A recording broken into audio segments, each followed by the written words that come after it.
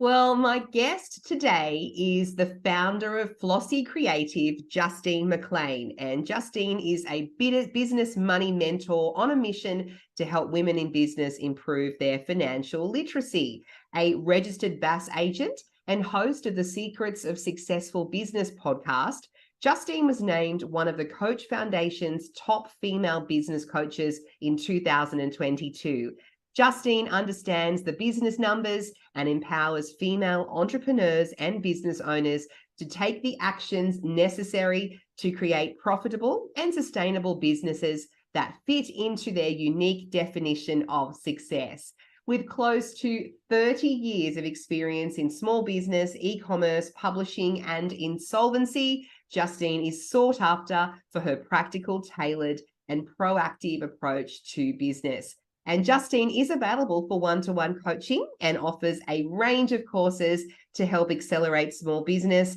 Doors are opening to Flossy Creative's new signature course, The Business Money Formula, on the 26th of April, 2023. Here to tell us more, please welcome Justine McLean. Well, round of applause.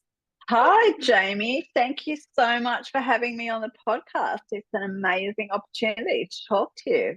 Well, thanks for being here. I need to get a round of applause button, I think, actually. I have so many things I want to ask you about selfishly because of my own business and managing my own finances and all that sort of thing. And when I asked you to send me through a list of speaking topics, the list was really, really attractive. I wanted to do them all. But yes, one that I really wanted that stood out for me is the pricing formula and specifically how to get the prices right and importantly, make money in your business. What's the answer? Tell me. Well, that's the million-dollar question, isn't it? I think, look, there are many different ways to price your products and services. There is no question about that. You know, you'll hear some business coaches who will promise you that you can make, 7 figures or 6 figures a month just by having a mindset shift. There are other people who sort of want to start with this ideal amount that you want to earn every year or that you want to turn over every year and then work backwards. There's the profit first model that you can use to sort of, come up with your prices. And they're all great options. But I think, as I've said to you before, for me, they're kind of a bit like diets. They work while they work, and then when they don't, you fail spectacularly. And I think the reason for that is because in a lot of those cases, we're being told to compare ourselves to other business owners or set a target for our business that might not be realistic, or to, sit in the woo-woo and see how a particular price feels for us. And to me, it's just not practical. I've worked with, intimately with business owners who have turned over millions of dollars and business owners who have turned over a couple of $100,000 over, a long time now. And I think, the bottom line is it all comes down to what does it cost you to run your business? But most importantly, why are you in this business game in the first place? What does success really mean to you as a business owner? And that could be, a good, better, best goal. It could be this amazing stretch goal that you have in mind, or, or it could be a dollar figure. It could be that you want to make $1 million a year, or it could just be that you want to have every afternoon off with your kids when they come home from school, or that you want to work 4 days a week, or that you want to take this amazing creative endeavor that you've got and you want to be able to give that out to people because you know that it's going to transform their lives and really help them kind of have a better, beautiful business or life as a result. And so I think it's really important to understand that as the tipping off point for pricing, which kind of sounds a bit strange. I love that. And so is it simply, based on what you're saying there, is it simply a matter of saying, okay, I want to earn $1 million this year, so therefore divide that by the amount of hours. This is what I need to charge per client. Is it that simple? No, it isn't. So it starts with working out what your unique success definition is. And when you know that, and sure, it might be tied to a dollar figure, it may be, but quite often it shouldn't be, because here's the thing about earning $1 million. To earn $1 million, it's really hard. It takes a big team, takes a lot of advertising, it takes probably more work than you're anticipating. It sounds really good, but I've actually done this exercise, this exact exercise that I'm going to run through today, with a client of mine who wanted to earn that $1 million mark. And she would have to sell her products for such an unbelievable amount of money. No one would ever buy them. So really what it is, it's about starting with that success definition in mind. So what does it mean to you? And then once you know what that means, once you understand why you're doing what you're doing in the first place, then you have to start to think about, okay, is my success definition tied to a dollar figure? Is it dollars in the bank, or is it just the hours that I want to work? Is it just delivering that thing that I really like? And when you know that and you understand that, you can then start to think about, okay, well, in an ideal world, how many hours do I want to work every single week, in my business? Do I want to work a full week? Do I want to work 5 days and 8 hours a day? Do I want to work, 5 hours a day because I just want to work during school time, and I want to work for 4 days a week? How many holidays do I want to have every year? So, because, obviously when you're working in corporate, when you're working for someone else, you're turning up, right? And you are getting paid regardless of whether you are working for the whole 37 and a half hours that you're there, or whether you're actually sort of skiving off and talking about, I don't know, maths at the water cooler, right? It's like you're getting paid. You get your 4 weeks annual leave every year. If you're sick, you can have a sick day. But when you have your own business, you kind of don't get any of that. And so I think when you're building this success definition, you really have to think about all of those sorts of things. So I always say to people, sure, write the dollar figure down, the dollar figure that you've got in mind. So let's say your turnover, or maybe it's the salary that you want to earn. But most importantly, write down how many weeks a year you want to work. So how many holidays you want to give yourself, and how many hours you want to work every week. And when you know that, then you have to think about, okay, not all my hours are going to be created equal, because, Jamie, I mean, you are the content queen.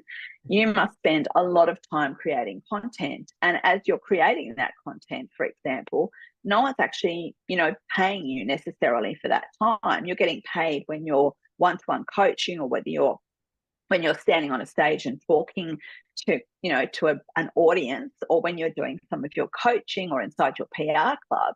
But when you're doing your content, you're not actually getting paid. So it's about understanding the difference in our business between those hours where we are getting paid, those billable hours, and then those non-billable hours. So let's say we're all working a 37 and a half hour week, but actually our billable hours are only 15. That's the number we want to start to work with. And so what we're looking to do is we're looking to take what we perceive as our billable hour number, and then extrapolate that over a full year, saying, okay, how many weeks of this year am I actually going to work? 48, because I want to have 4 weeks off. Doing the maths on that, and then coming up with what I like to call our ideal hours. So the ideal billable hours that we're going to work in any year. And when you've got that in place, then the next step is about really honing in and understanding, what does it cost you to run your business?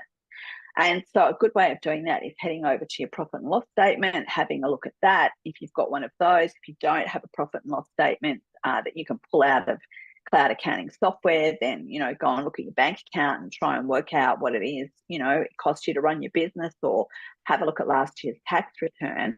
But we're talking about all the costs here. We're talking about the wage that you want to earn. So it's not the wage that you are earning, it's the wage you want to earn. We're talking about the superannuation on top of that wage. We're talking about adding in an expense line for tax savings, for what you're going to have to pay out for your GST if you're registered for GST, or for that annual, sort of tax return once, sort of the end of financial year hits. And then we're adding in, very importantly, a profit number. So I usually work that out as a percentage. It could be 5% profit, it could be 10% profit. And when you've got all of those expenses and you know what they are, then basically what you're doing is you're dividing that number by the number of billable hours that you can work in a year. And what that's going to give you is what I like to call your ideal hourly rate. So let's say you go ahead and you do that maths and you discover that it costs you $200 an hour to run your business. Well, if you're doing one-to-one coaching and you're only charging $147 an hour for your services, it's a very cheap coaching rate, I know, but you're missing the mark. You're actually losing $53 every time you turn up for work. And so that ideal hourly rate is going to be your jumping off point for all of your pricing. And it's going to be the way you sit down and price not only your products and services, but if you've got a course, the way you price your course. And, obviously there's more to it depending on what your offers are. But in a nutshell, that's how I look at pricing. So interesting. So many things there. And I think as an online entrepreneur, the opportunities I feel are endless as far as the profit. And, you don't have to pay a lot of overheads that a store or a retail-based business may have to as well. But you can certainly waste a lot of money as well. So is it a case of the old saying, it's not how much you earn, it's how much you keep as well, and really keeping a close ear and eye to the ground on your profit and loss statement and not burying your head in the sand about your expenses? Yeah, absolutely. Because, one of the most asked questions that I get from the people I work with is, I've got this great turnover, I make all this money, but I'm looking at my bank account, where's all the money gone? Where's it gone? And so, it's then a matter of kind of, having a look through and determining where that money has actually disappeared. And it hasn't disappeared because it's gone in tax that they didn't account for, or it's gone in a whole bunch of subscriptions that maybe they don't need anymore, or it's gone in overpriced insurance fees or bank fees that they don't need to be paying because they could have a fee-free account. There's lots of different places that the money just sort of disappears. And so I think for me, I always encourage business owners that I work with, keep a really close eye on the numbers, even if they outsource, even if they have a bookkeeper or a BAS agent or an accountant that they work with on a regular basis. And so they're not diving into their numbers weekly. Make sure you sit down and look at your numbers at least once a month and really deep dive into those expenses and see where the money is going out, but more importantly, where it's not coming in. So you might have an offer that's no longer working for you, or it might be that you really need to review your pricing because you've got this great turnover, but your business expenses have increased. So doing that, having a regular visibility on your numbers is going to be the sense check that you need so you know when to pull those levers. It's so interesting talking about the billable hours because I've recently, in the last 12 months, made the shift to digital entrepreneur. It's what I call myself because I am one. And it's funny because, excuse me, traditionally I would think, okay, I've got a 3-hour window here. I want to put that in with billable hours. I can get 3 coaching clients, 1 hour each on Zoom, and that's great. But I've now learned from a scalable point of view, if I can block out those 3 hours for content creation, I'm able to, in the long run, make a lot more money because it's going to get more people into my business to join my course or to join my membership. So psychologically, it's a weird shift because I think, yes. well, I'm turning away, I'm blocking this out in my calendar. I could be getting coaching clients or putting a workshop on or doing some PR work for a client, and then I'm going to be getting money. But you have to kind of think, no, I'm going to sacrifice those billable hours to be able to reach more people in the long run. Do you think that's a weird psychology you have to try and get grips with as an online business owner? Yeah. 100%. And it's interesting you say that, because I'm actually going through that exact experience now, because back in February I sold off part of my business. So my business was sort of one part I did BAS work, so BAS compliance and bookkeeping, for a whole big client list. And then on the other side, it was all about financial education and one-to-one coaching. And, I was sort of dabbling in courses.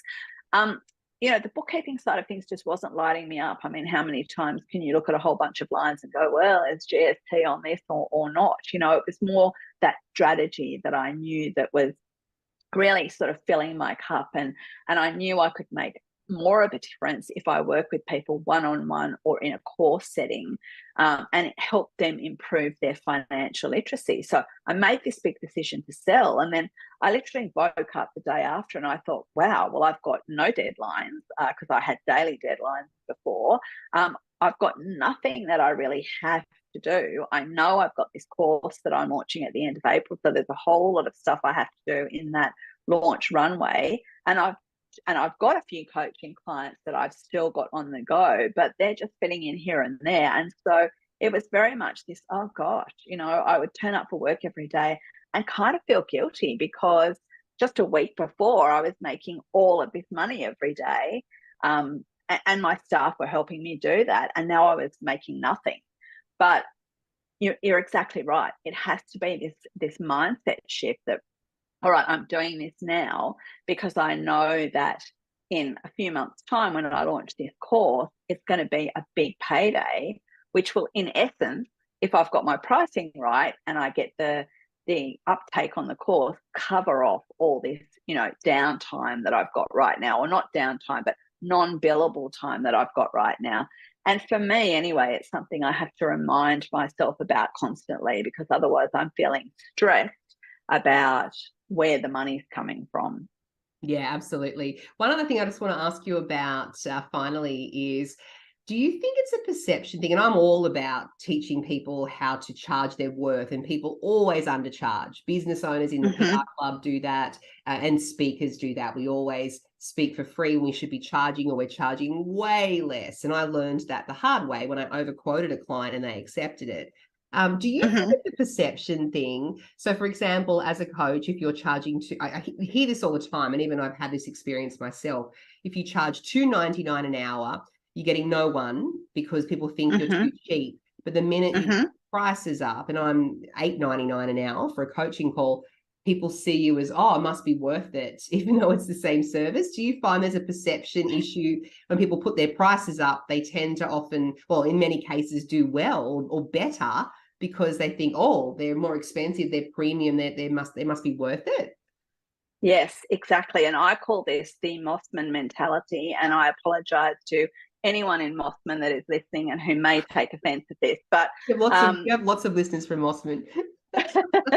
but back in, and this is really going to age me here, back in 1996, I'm going to say, I was down at the local shopping mall with my two children, and we were sitting there having a lovely morning tea, and this little old lady came over and asked if she could sit in a spare chair, because she was particularly enamored with my children's very blonde hair.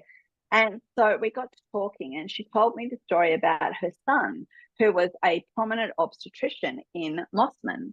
And he had a lot of children. I'm not going to say how many because it might give it away, but he had a lot of children.